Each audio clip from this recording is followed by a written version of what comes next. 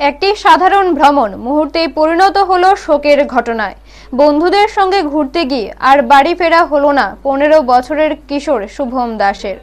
নদীতে স্নান করতে নেমে মর্মান্তিকভাবে প্রাণ হারালো সে। ঘটনাটি ঘটেছে রবিবার দুপুরে শান্তির বাজারের মহামণি বৌদ্ধ মন্দির সংলগ্ন এলাকায়। জানা গেছে, গঞ্জারটিলা এলাকার বাসিন্দা বিমল দাসের ছেলে শুভম দাস তার এক বন্ধুকে সঙ্গে নিয়ে সাইকেলে করে মন্দির দর্শনে গিয়েছিল। দর্শন শেষে তারা দুজনেই পাশেই নদীতে স্নান করতে নামে। স্নানের সময় আচমকাই নদীর গভীর জলে তলিয়ে যায় শুভম। তার বন্ধুর চিৎকারে স্থানীয়দের মধ্যে চাঞ্চল্য ছড়িয়ে পড়ে। দ্রুত খবর দেওয়া হয় শান্তির বাজার অগ্নি নির্বাপক দপ্তরে। খবর পেয়ে দমকল কর্মীরা দ্রুত ঘটনাস্থলে পৌঁছে উদ্ধার কাজ শুরু করেন। দীর্ঘ তল্লাশির পর শুভমকে অচৈতন্য অবস্থায় উদ্ধার করা হয়। সঙ্গে সঙ্গে তাকে শান্তিরবাজার জেলা হাসপাতালে নিয়ে যাওয়া হলে চিকিৎসকরা তাকে মৃত বলে ঘোষণা করেন। এই আকস্মিক ঘটনায় শোকের ছায়া নেমে এসেছে গঞ্জারটিলা ও শান্তির বাজার জুড়ে। পুলিশ ঘটনার তদন্ত শুরু করেছে। ব্যুরো রিপোর্ট, নিউজ তৎকাল 24। হয়েছিল আমরা গেছিলাম জলে। হ্যাঁ, মনে ঠান্ডা জল। কোন জায়গায়? এখানে বুদ্ধ মন্দির, এখানে আমার সামনে। আচ্ছা, গেছিলাম স্নান করতাম, এদিকে সাঁতার কাটতে পারে, এদিকে গেছে আর আর আইতে পারছে না।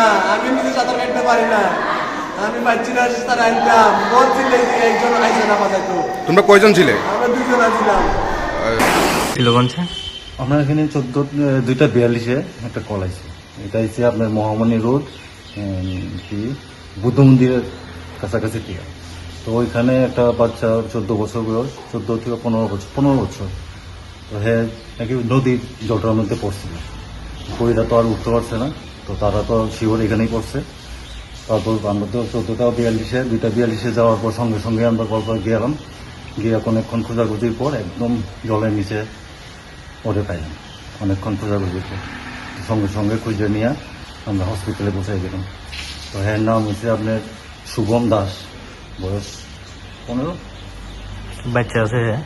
বাচ্চা এটা আমরা ঠিক কইতে পারি না, এটা ডক্টর স্যার ডাক্তার কি কইছে? ডাক্তার কিছু কইছেন? ডাক্তার আমরা কিছু কইছে না, জাস্ট আমরা থেকে ইনফরমেশনটা রাখছে কেমনে হয়েছে কি হয়েছে। আপনারা দেখে কি মনে হয়েছে? দেখা তো আমরা তো জাস্ট মেডিকেল করতে আনকনসিয়াস পাইছি, মানে কোনো কথাবার্তা কইতে পারতেছে না, চোখ খোলা নাই বা ননাস করতে পারতেছে না। অনেকক্ষণ তো আসলে জলে নিচে না? অনেকক্ষণ